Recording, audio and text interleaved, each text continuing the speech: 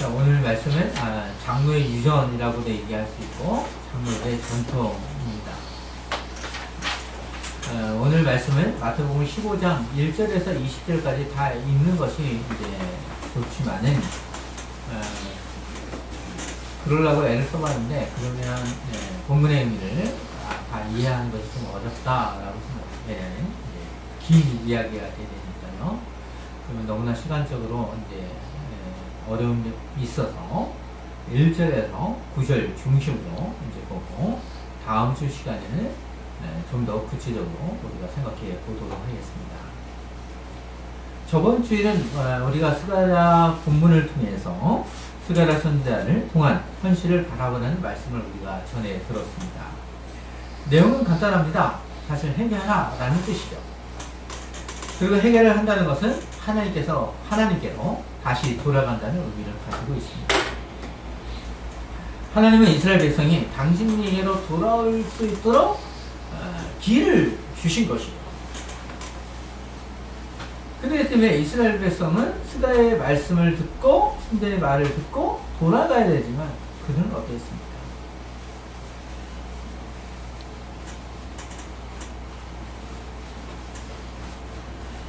자, 기회를 주셨는데 그 기회가 최후적으로는 예수님이었습니다. 예수님을 보내심으로 하나님 나라를 알도록 하신 것입니다. 유대인들은 예수님의 가르침과 기적의 소식을 또한 들었죠.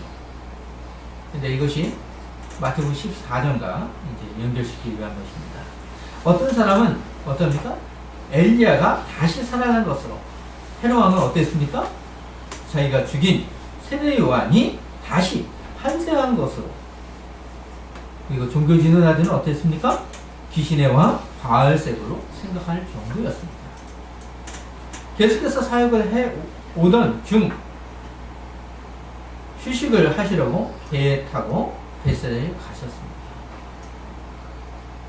바로 그곳에서 오병의 기적을 나타내신 것을 잘 아실 것입니다. 많은 사람들은 예수님만 있으면 먹을 걱정도 없을 것이라고 생각했습니다.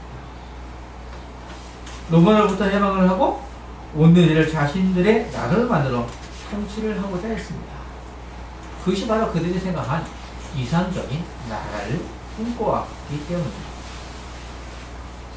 예수님은 그들의 마음을 아시고 제자를 배에 태워 보내신 후 어떻게 하셨습니까?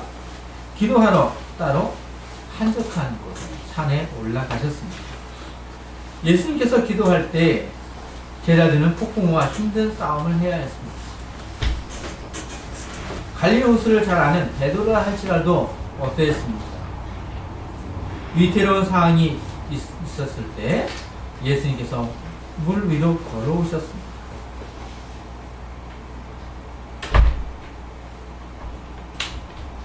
물 위로 걸어오는 제자들은 예수님을 향해서 무엇이라고 했습니까? 유령이라고 그들은 외쳤습니다. 예수님은 그들을 안심시킨 후에 두려워하지 말라고 하십니다. 베드로는 주님이시거든 나를 물 위로 올라오라 하소서라고 얘기합니다. 예수님은 어떻게 했을까요? 예수님은 오라고 하셨습니다. 너무나 기쁜 나머지 베드로는 자신 있게 물 위를 걷습니다. 물 위를 걷지만 어떠했습니까? 바람을 무서워하기 때문에 결국에는 베드로는 자신 있게 물을 걸었지만 주여 나를 구원하여 주소서라고 이야기합니다. 예수는 그의 손을 붙잡아 주시고 그러면서 주님은 믿음이 적은 자라고 하면서 라고 했습니다. 믿음이 적은 자라 할지라도 예수님은 당신님께서 택한 백성을 이처럼 사랑해 주시는 것입니다. 그러면서 그 사랑을 하기 때문에 베드로를 어떻습니까? 함께 배 위로 올라가는 것입니다. 그 모든 모습을 본 제자들과 배에 있는 사람들은 어떤 고백을 하시는지 아실 것입니다. 진실로 하나님의 아들이었소이다 라고 하셨습니다. 중대한 고백 아니겠습니까? 그러면서 그 배는 그 어떤 물리적인 일을 하지 아니해도 자신들이 도착하고자 하는 게네사렛 땅에 도착을 한 것입니다. 그곳에서 어떤 일이 벌어졌습니까? 예수님의 옷자락만 만져도 손을 대는 사람들은 어땠습니까? 다 고침을 받았다는 것입니다. 자, 오늘의 본문은 그 배에 있던 사람들이 하나님의 아들이심을 고백하도록 하신 후에 이루어지는 사건입니다. 분명히 하나님의 아들이라고 고백한 후에 그 소문들이 많이 퍼져 있는 상황 속에서 예수님은 오늘 본문을 통해서 유대계의 근본인 장로의 전통을 가르쳐주고 있습니다. 왜 이 이야기를 했을까? 기적을 베푸신 후에 오히려 많은 일들을 할 수 있는데 장로의 전통을 왜 오늘 본문 속에서 마태는 기록하고 있을까라는 것을 생각해 보기 원합니다. 장로의 전통을 가르칠 수 있도록 바리새인과 서기관들이 예수님께 찾아왔다는 것입니다. 예수님께서 내가 장로의 전통을 잘못된 것이야 가르쳐줄게 이것이 아니라 예루살렘으로부터 서기관과 바리새인들이 왔다는 것입니다. 그들은 유대 종교자들로 하나님의 아들이심을 드러내신 예수님의 공적인 의문과 이의를 제기하고자 논쟁을 하기 위한 것입니다. 이 논쟁은 예수님을 끌어내리기 위한 것이었지만 그러지 못했죠. 왜 이런 논쟁이 중요한 것입니까? 오늘 본문 1절을 보시기 바랍니다. 그때의 바리새인과 서기관들이 예루살렘으로부터 예수께 나와 이르되, 바리새인과 서기관은 예루살렘의 지도자로부터 내려왔기 때문에 공식적인 입장의 질문입니다. 이 공식적인 질문은 바로 유대인들이 가지고 있는 전체적인 내용을 함께 해서 전하고 있는 것입니다. 마태는 구체적으로 어디서 온 것을 기록하므로 율법의 참된 의미를 설명하고자 하는 것이고 유대 형식적인 율법주의를 비판하기 위한 것입니다. 바리새인과 서기관들의 질문 2절을 보시기 바랍니다. 당신의 제자들이 어찌하여 장로들의 전통을 범하나이까? 떡 먹을 때에 손을 씻지 아니하나이다. 여기서 장로들의 전통이라는 것은 구절을 말하는 것으로 율법에 대한 보조적 지침을 말하는 것입니다. 어떻게 보면 율법에 대한 해설서라고 얘기할 수 있겠죠. 장로들의 전통적인 구절은 율법과 같은 권위와 구성력을 가지고 있었습니다. 장로들의 유전은 하나님의 율법을 통해 잘 가르치고자 했지만 어떠했습니까? 그것은 잘못된 길을 가르쳤다는 것입니다. 처음에 의도했던 내용을 뛰어 넘어서 합당치 않거나 무거운 짐으로 만들어버린 것이야. 바리새인과 서기관들은 자신들이 만들어 놓은 규정에 의해서 당신의 제자들은 떡 먹을 때에 손을 씻지 아니한다고 질문하는 것입니다. 왜냐하면 장로들의 전통에 의한다면 손을 씻어야 되는 것은 당연한 것입니다. 그렇다면 율법에서는 어떻게 얘기했을까? 유대인들에게 손을 다 씻으라고 얘기했을까요? 그렇지 않습니다. 유대인이라면 손을 씻는 것은 당연한 것이다. 당연한 것입니다. 왜 그랬을까요? 그 시대 상황이 그랬으니까. 원래 율법에서 얘기하는 것은 그럴까? 라는 이 의문점을 던져주겠죠. 그런데 예수님의 제자들은 장로의 전통을 어기는 것은 자기들은 전체적으로 봤을 때 어떻습니까? 배척과 지탄의 대상이 될 수 있는 아주 중요한 질문을 던지고 있는 거예요. 논쟁의 거리를 만들어서 예수님을 끌어내리고자 했던 질문이라는 것입니다. 모든 사람들의 초간사를 가지고 예루살렘의 종교적인 지도자들이 내려와서 질문을 던지고 있는 거예요. 평상시에 서기관과 바리새인이 와서 질문한 것과 차원이 틀리다는 것입니다. 예수님 당시 유대인들은 장로들의 전통에 근거하여 음식을 먹기 전에 반드시 손을 씻었습니다. 손을 정결하는 것도 있지만 더 중요한 것은 공식적인 종교적인 의례였기 때문입니다. 장로의 전통을 생각한다면 예수님의 제자들의 행동은 이해할 수 없는 것이고 종교적인 의례를 범한 것입니다. 종교제자들은 자신들이 만들어 놓은 장로들의 전통을 가지고 예수님께 어찌하여 당신은 하나님의 말씀을 부인합니까? 라는 말과 같은 것입니다. 오히려 적반하장이죠. 예수님이 누군지를 알지 못하기 때문에 이런 질문을 할 수 있는 것입니다. 어떻게 보면 용감한 것입니다. 장로들의 전통에 대한 답변을 하시는 3절을 보시면 너희는 어찌하여 너희의 전통으로 하나의 계명을 범하느냐? 역으로 지금 질문하죠. 아주 짧은 말씀이지만 아주 깊은 말씀의 의미를 지니고 있습니다. 장로들의 전통을 하나님이 주신 것으로 믿고 있는 종교주들에게 너희가 믿는 것은 너의 전통뿐이다 라고 하는 것입니다. 그 전통은 하나님이 주신 것이 아니며 하나님의 계명을 어기는 것이라고 분명히 하십니다. 그들이 잘못된 것임을 확인하여 주시기 위해서 예수님은 이렇게 말하죠. 하나님이 이르셨을 때 내 부모를 공경하라 하시고 또 아버지나 어머니를 비방하는 자는 반드시 죽임을 당하리라 하셨거늘 너희는 이르되 누구든지 아버지에게나 어머니에게 말하기를 내가 드려 유익할 것이 하나님께 드림이 되었다고 하기만 하면 그 부모를 공경할 것이 없다 하여 너희의 전통으로 하나님의 말씀을 하는다. 이 말씀을 누구든지 부모님에게 들을 것을 하나님께 드렸다고 하면 부모에게 드릴 것이 없다는 것입니다.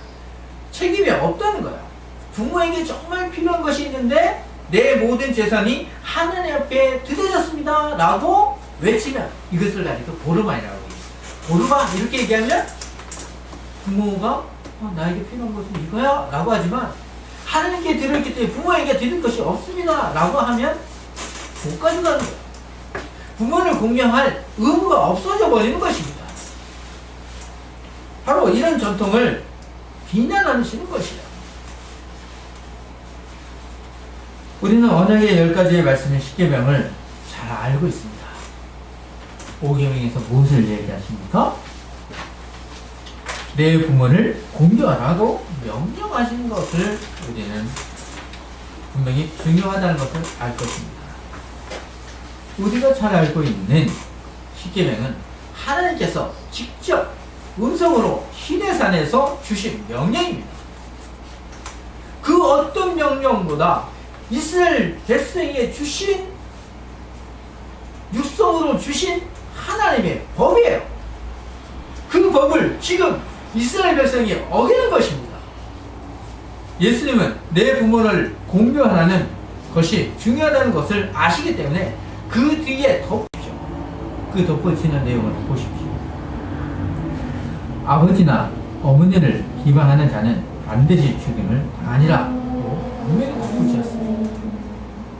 부모를 공경하는 것이 얼마나 중요한 것을 알려주시기 위해서 계명의 무게에 더 더하고 있는 거예요. 그러기 때문에 이 계명은 아주 중요하다는 것이에요. 오늘날 이 부분을 생각하면 저도 많이 찔리죠. 예수님은 무엇이 잘못되었는지 알려주시기 위해서 내게 있는 어떤 것이 부모님께 유익이 될 만한 것을 고르마이라고 하면서 어기는 것입니다. 고르마이라는 것은 당시 유대인들이 자신의 재산을 하나님에게 드려진 것이라고 얘기합니다. 그렇게 얘기하면, 이렇게 선언을 하면 하나님께 드려진 것이기 때문에 부모님에게 드리지 않아도 된다는 가능성이 있다는 것이죠. 이런 장로의 전통을 인하여 5계명을 어기는 일들을 했다는 것입니다. 하나님이 직접 음성으로 하신 말씀을 자신의 전통으로 다시 새롭게 만들어버린 거예요. 결국은 자신들의 이익을 위해서 하나님을 법을 폐한 것입니다. 과연 이것이 옳을까요? 하나님께 고르만이라고 선언을 하면 부모를 공경하라고 해서는 안 된다는 장로들의 전통은 심각한 율법을 어긴 죄악입니다. 잘못된 신앙의 전통을 고집하는 유대인들에게 7절과 9절에서 예수님은 외식하는 자들아 이사야가 너희에 관하여 잘 예언하였도다 일렀으되 이 백성이 입으로는 나를 공경하되 마음은 내게서 멀도다. 사람의 계명으로 교훈을 삼아 가르치니 나를 헛되이 경배하는도다 하였느니라 하시면서 이사야 29장 13절의 말씀을 가지고 인용하셨습니다. 장로들의 전통을 따르는 것이 외식하고 있다는 것입니다. 예수님의 말씀에 근거를 하면 마치 이사야 선지자를 시대처럼 입술로는 하나님의 경외한다고 하면서 하나님의 말씀을 버리고 사람들이 만들어 놓은 것을 가지고 바로 교훈을 삼고자 한다는 것은 바로 하나님의 계명을 어기고 있다는 것입니다. 분명히 이런 문제는 하나님을 경외하는 것입니까? 누구를 경외하고자 만든 것입니다. 이스라엘 시대의 제사장들은 아침에 기도하기 전에 반드시 손을 씻어야 되는 습관이 있었습니다. 이것은 분명히 레위기를 들어가 보시면 제사장들에게 주어진 것이에요. 근데 이 주어진 것을 제사장들이 해야 될 전통을 지금 어디까지 확대해서 만들어 보냐면 일반인들까지 손을 씻도록 하는 것입니다. 자신들의 이방인과 구별된 민족을 생각해서도 생각이 돼요. 그리스도의 손을 씻었던 것처럼 그리고 다른 사람들과 구별되었다는 생각하면서 경건한 생활을 하고 있다는 의미를 지고 있었던 것으로 생각이 됩니다. 예수님의 이사야 선지자와 같은 마음으로 장로들의 전통이 잘못된 것을 따르는 자들에게 어떤 것이 모순되고 위선인가를 예를 들어서 경고하신 것입니다. 예수님은 장로의 전통을 믿는 유대교와 왜 대립을 하셨는가를 질문해 보아야 합니다. 사람이 더러워지는 것은 사람 속에 있는 여러 가지 것들로 악한 생각, 탐욕, 불의, 외식 등이 아닐까 싶습니다. 물을 가지고 씻는다고 해서 정결해지는 것은 아닙니다. 그런데도 유대인들은 장로들의 전통을 생각하면서 씻으면 정결해지는 효과가 있다고 생각하는 것입니다. 이것이 외식 아닐까요? 종교자들은 자신들만의 전통을 구전으로 하나님과 당신의 말씀에 대한 열심과 헌신을 갖고 있으면 이방인과 구별된 것으로 생각했습니다. 예수님은 이런 것이 잘못된 생각이라는 것을 분명히 가르치고 있는 것입니다. 예수님은 장로의 전통을 잘 알기 때문에 이 백성이 입으로는 나를 경외하되 마음은 내게서 멀도다. 사람의 계명을 교훈으로 삼아 가르치니 나를 헛되이 경배하는도다 하였느니라 하신 것을 아시겠습니다. 자신들의 편의에 따라 적당하게 하나님의 계명을 범하고 질법하면서까지 그들 나름의 신앙 전통이나 교회 규례를 만들어내면서 이것이 하나님의 뜻이라고 주장하는 것이 과연 타당한 것입니까?